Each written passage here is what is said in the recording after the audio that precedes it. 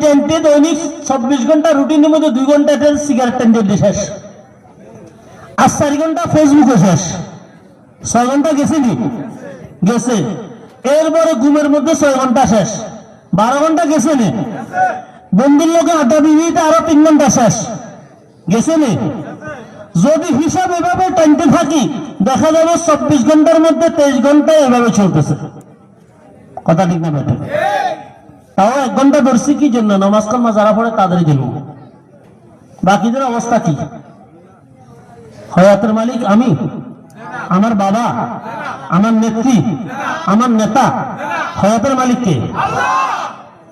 আল্লাহ পাক রব্বুল আলামিন বলেন, এ দুনিয়ার মানুষ, হায়াত দিলাম আমি কে জন্য দিলাম? লিনাবলুয়াকুম আইয়ুকুম আহসানু আমালা। পরীক্ষা করব কে কত উত্তম আমল নিয়ে আমার জন্য আসবে, এই জন্য আমি হায়াত দিলাম। কিন্তু হায়াতের মতো দামি সম্পদ তোমরা যেমনি তেমনি নষ্ট করে দিলা। কিয়ামতের ময়দানে ওয়া হায়াতাকা ক্বাবলা মাউতিক, 5টা প্রশ্নের মধ্যে মৃত্যুর আগে আগে তোমার জীবনটা কোন কাজে কাটাইছো, এটার উত্তর দেওয়া আল্লাহর দরবারে লাগবে কি লাগবে না?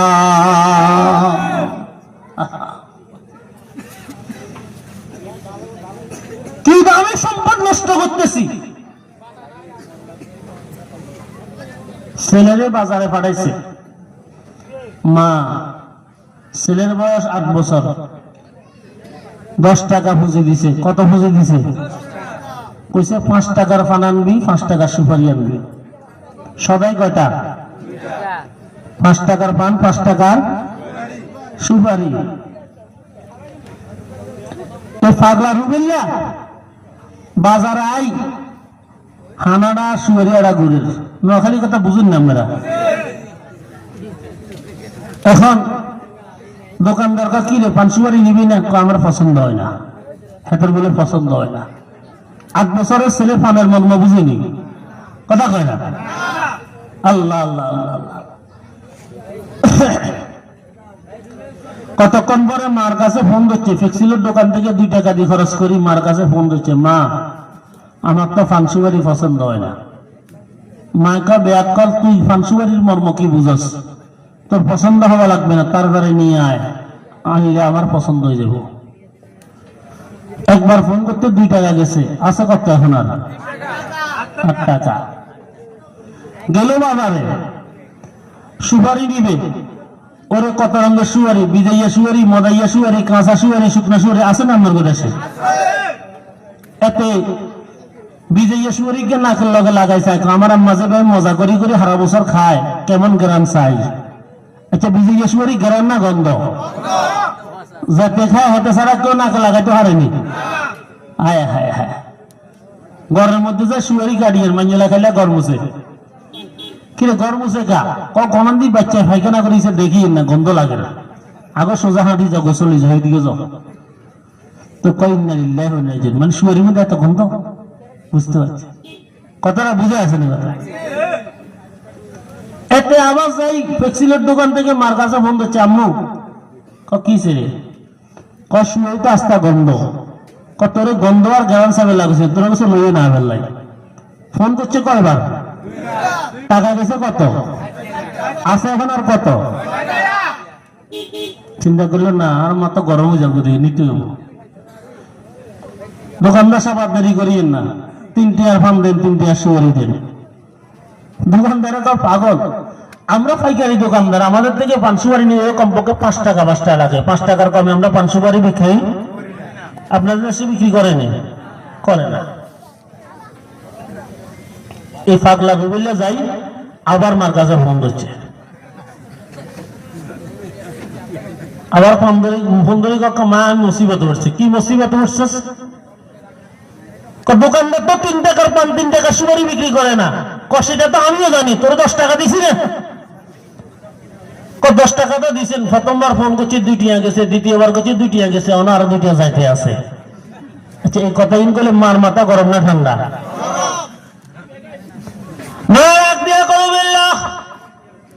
আমি এত চিকন চিকন সুন্দর সুন্দর কথা বলে শোনার জন্য তোরে বাজারে পাঠাই না। তোরে 10টা টাকা পুঁজি দিয়া বাজারে পাঠাইলাম কেন? কেন বাজারে পাঠাইলাম? আমার জন্য পান সুপারি আনার জন্য। তোর কোন কথা শুনতে চাই না, আমি শুধু একটা কথাই বলবো, আজকে পান সুপারি ছাড়া আমার ঘরে তোর জায়গা না। মহিলারা এরকম বলে কি বলে না? আসলে এই জুবেলের ঘরে জায়গা আছে না নাই? জায়গা তো আছে, তো জায়গা নাই এটা কি বুঝেছে? এটা মহিলাদের ধমকি, কথা ঠিক আছে না? কথা মহিলারা এরকম বলে জায়গা নাই মানে এ কথা বুঝাইছে আমি যে তোর পুঁজিটা দিলাম তুই যে নষ্ট করছিস, ঘর আয়তো কোনিও কথা কেন? ঘর আয়তো কোনিও। আল্লাহ রাব্বুল আলামিন বলেন, দুনিয়ার বান্দা বান্দীরা, দুনিয়াত পাঠাইলাম 2টা সরাই আনার জন্য, একটা হলো ঈমান আর একটা হলো নেক আমল। আল্লাহ ধমক দেন, ওয়ালা তামুতুন্না ইল্লা ওয়া আনতুম মুসলিমুন। এ দুনিয়ার মানুষ, এ আমার বান্দা বান্দীরা, ঈমান নেক আমল লইয়া পরিপূর্ণ মুসলমান হওয়া ব্যতীত মরিস না, আমার কবরে জায়গা নাই। আমার কবরে আসিস না গো। আমার কবরে আসতে হলে ঈমান আর নেক আমল লইয়া পরিপূর্ণ মুসলমান হইয়া কবরে আয়। তার অর্থ হলো ওই যে মা ধমক দিয়া বলছে আমার ঘরে পান সুপারি ছাড়া জায়গা নাই, আসলের মধ্যে আল্লাহ ধমক দিয়া বলেন ঈমান আর নেক আমল ব্যতীত আসিস না। তার অর্থ হলো আশা লাগবে না, মরা লাগবে, তুইও মরবে, তোর বাপও মরছে, তোর দাদাও মরছে, তোর 14 গোষ্ঠী মরছে, তোকে মরতে হবে। মগর ঈমান আর নেক আমল ছাড়া আসলে কবরের মধ্যে ফেরেশতাদের লাঠির ফিতা একটাও মাটিতে ফুটবে না। কথা ঠিক না বেঠি?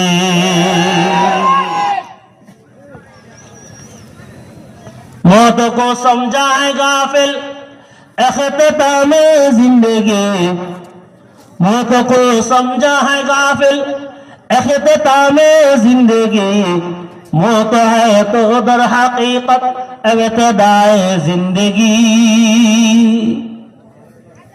এমন বাস্তব জীবনের জন্য নেক আমলের প্রয়োজন আছে না নাই? কম আমার কতগুলা কয় হুজুর এই আপনি যে এগুলো ওয়াজ করেন নেক আমলের কথা, বুঝছেন না কথা? এক মাহফিলে গেছিলাম দূরে, রাত্রে রয়ে গেছি।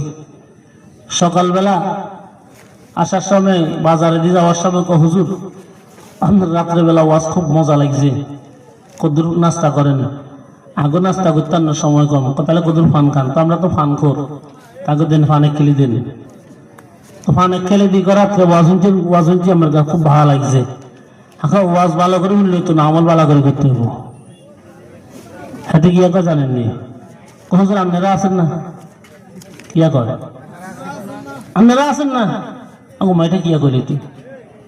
আমরা ওয়াজও করবো, আমরা আমলও করবো, আমরা তোকে পোলাপানেরা হরাবো, আমরা এই মামতিও করবো, আমরা মুয়াজ্জিনও করবো, আমরা সব আমরাই করবো। তোরা খেলে লম্বা লম্বা বোতল খাবি আনি আনি কেন? ঘটনা সেটা নয়। কি ঘটনা হুজুর? আমি বুঝাইতে চাইলাম কিয়ামতের কঠিন মুহূর্তের মধ্যে আপনার মতো তৈয়ব সুলতানি যখন জান্নাতের মধ্যে চলে যাবে, আমি আপনাকে যে বাজারে 5 টাকা দিয়ে পান খাওয়াইছি সেদিন আপনাকে ধরে ফেলবো।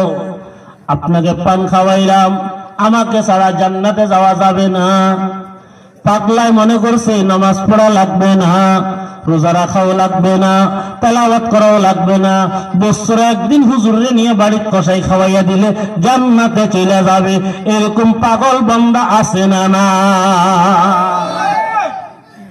আরে বিয়াক্কল, তোর নামাজ তোকে পড়তে হবে, তোর রোজা তোকে রাখতে হবে, তোর তেলাওয়াত তোকে করতে হবে, তোর ইবাদত তোকে করতে হবে। এরপরে সুপারিশের আশা, এরপরে কে সুপারিশ করবে না করবে পরের আশা। কথা ঠিক কর না? ঠিক না ভাই? ঠিক। জিনিসটা আর একটু সহজে বুঝাই। কোরবানিয়া গরু বাজারে গেছিলেন? কথা কয় না? গরু বাজারে 2 ধরনের লোক আসে, ক্রেতা আর একদল বিক্রেতা। কথা কয় না? আছে না নাই? পাশাপাশি আরেক ধরনের লোক আছে কিছু, নাম করতে পারবেন নি, জোরে কন, দালাল। ও লক্ষ্যপুরে একটা বাজারের নাম আছে দালাল বাজার, মা হলো বয়ান করতাম না দালাল।